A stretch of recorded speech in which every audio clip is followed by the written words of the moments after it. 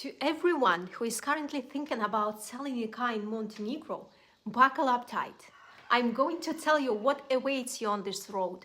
And in my case, I got my personal experience on selling my personal car. It was a pretty serious quest with a bunch of unknowns and unexpected complications. Hi, I've been living in Montenegro for 3 years now.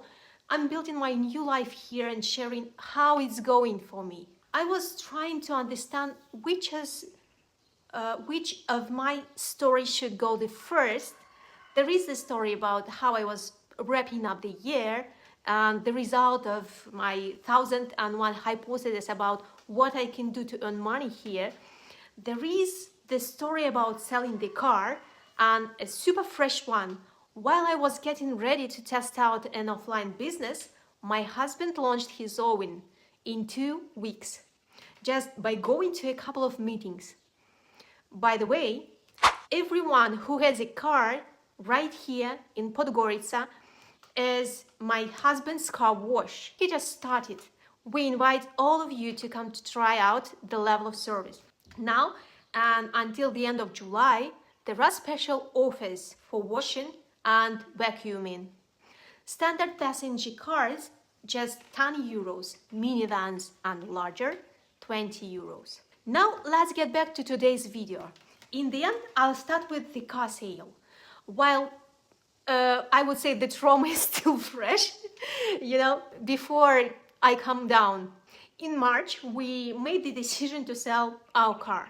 The past year, in terms of income, was pretty tough for us, and we wanted to breathe a little easier by selling the car and by using the money from it. We had a BMW F10 business class. Compared to our usual and to the majority of the cars in Montenegro, it really stood out. We sat down, looked at each other, and we're like, well, it's a BMW. We'll sell it in 3, maybe 4 days. There will be even a line. That's what we thought. Yeah, right. 2 months of nerves and a crash course in adapting to the specific of the local market, I would say like this. At first, everything went pretty calmly, according to my husband's plan. He posted the ad on the local car sales webpage and on marketplace on social media. And then it started. 10, 15 messages a day. Local people were constantly writing. They especially got active on the weekends or at nights. Car still available? Yeah, it's available. Come on over and check yourself. And that was silence. Even if we agreed on a meeting, they would not show up. They show interest, but they don't make it to the viewing. So no answer, no any details. After 2 weeks, I suspected that the usual sales strategy just was not working. I thought I should post the ad in groups, communities, and Telegram chats on social media, for example. And I opened Pandora's box. I also got flooded with messages. Often, they'd write to my husband first, he'd denied, and then they'd come right to me. In my messages, they'd play the pity card, say they didn't have any more money, beg, repeating the word please 100 times. I ended up having to block a few because their strategy was clearly just pressure through pity. 95% of the offers I got sounded like let's swap. They offered to trade cars with a cash, extra cash. Some wanted a payment from us, but the majority were willing to pay us the difference. At the same time, the cars they offered to trade were about 3 times cheaper than ours. But they weren't ready to pay more than 2,000-3,000 on top. Back then, I didn't know yet that local people don't look at the real price of an item at all. They're not interested in at all. They just look at the picture and offer whatever they have in their pocket today, and they throw out an offer. At first, I was outraged. that people who weren't at all ready for such a purchase were writing. Then I got angry and answered that writing when you don't have anywhere near enough money for a car like that is a strange behavior. When one of them offered 3 times less than the car's value in a comment under the ad, I started thinking. Doubts crept in that maybe I was the one not understanding something and I should figure it out. The final motivation for this was that under my post, in response to my comment suggesting he look at the actual value of the car, a Montenegrin man just told me to get lost. I realized that that was 100% not a problem with the concrete person, but that was a feature specific of the market that I just could not grasp. And I went back to reread everything everyone had written to me before. And now, before I continue, please hit the like button on this video, subscribe if you haven't already, and it would be even cooler if you drop a comment to me. Thanks. By that time, despair was already setting in. First of all, we really loved our car, and if it hadn't been for the tough year, we wouldn't have sold it for another maybe couple of years. Secondly, selling the car suddenly became urgent because I needed to go for a medical checkup, and actually we had no idea on how much money that might cost. In parallel with this state, the real crazy situation began.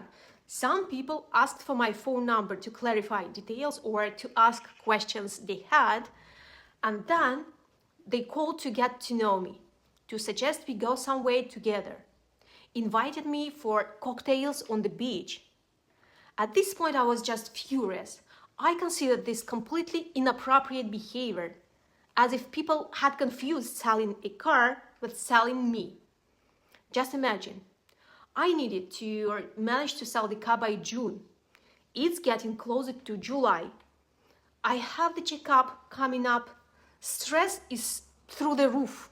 And here are people with critically inappropriate, inadequate behavior. And by the way, that's not all we encountered. I don't even know, maybe it's trolls or just bored people looking for adventures. We agreed on a meeting, we arrived, wait for 30 minutes, text them, no reply. Wait an hour and the person doesn't show up. But all the time they kept writing that they were almost there, close, but there is a traffic jam. Or, for example, we agree on a viewing and the night before the person writes, but how can I come see the car? I work until evening. Or there was a guy who, according to him, was very interested in buying our car. He lives, by the way, in Bar. He asked if we could come there. Want it? Come yourself. And he writes, but there are traffic jams. I replied, there are the same traffic jams for us too. So want it? Find a way to come. He swears, he's very serious, asked us to hold the car, and then he writes that actually he can't come because he works until evening. I am speechless. I have not seen such a childish behavior in a long time. And there is also one more topic. They want to buy, but without a notary, without the official procedure, without registering it under the new owner. They ask for a general power of attorney. They justify it by saying that registration requires extra money. But by the way, the purchase and sale agreement cost us just 26 euros. Just unbelievable money, right? I say, and if you get, for example, into an accident in my car with the power of attorney, and they say, well, that's on me then. Of course, that's on you, but let's explain it to police. Just like that. At some point, I just wanted to stop it all. We just gave up. We lowered the price just, to sell it, to get rid of this stress. And then a second wave hit us. those who had previously offered relatively decent money saw the new price and offered even less. I was stunned. Why can't you act like a normal market? Find a point of mutual interest and acceptability, and that's it. No, of course not. The arguments started again. The car has high mileage. I'll give less, but I'll come right now or tomorrow morning. By the way, if you say come and your adventure begins, I still need to gather the money, I'm sure. And you also want to go through a notary. Don't you want to split the registration cost? Or for example, this is all I have. Meet me halfway, please. And I finally understood. Montenegro is one big flea market with auction mechanics. They really don't care what the real value of your item is. They make an offer based on what they have. Sometimes they even offered to trade 3 cars for ours.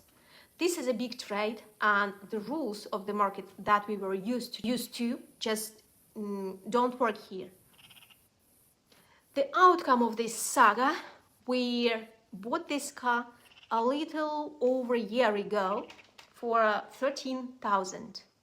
We sold it for 8. We sold it to a foreigner. All the locals with whom we seemed to have already agreed and scheduled a notary appointment would start changing the terms, trying to push the price down even further, which is why they all got ghosted by me, of course. We sold the car in about 3-4 days, just like when we bought it ourselves. We looked at it, quickly agreed the money was available. No one suddenly changed the terms of the deal the eve of it. We additionally, by the way, agreed that the buyer could sell the car back to us if it did not suit him or he had trouble selling it, like us. We are happy about that because I'll remind you that we were selling it out of necessity, and we'd be glad to take it back, of course. Conclusion about the Montenegrin market. Local people are generally not ready to pay cash. The percentage of those who actually have cash is around maybe 7-10%.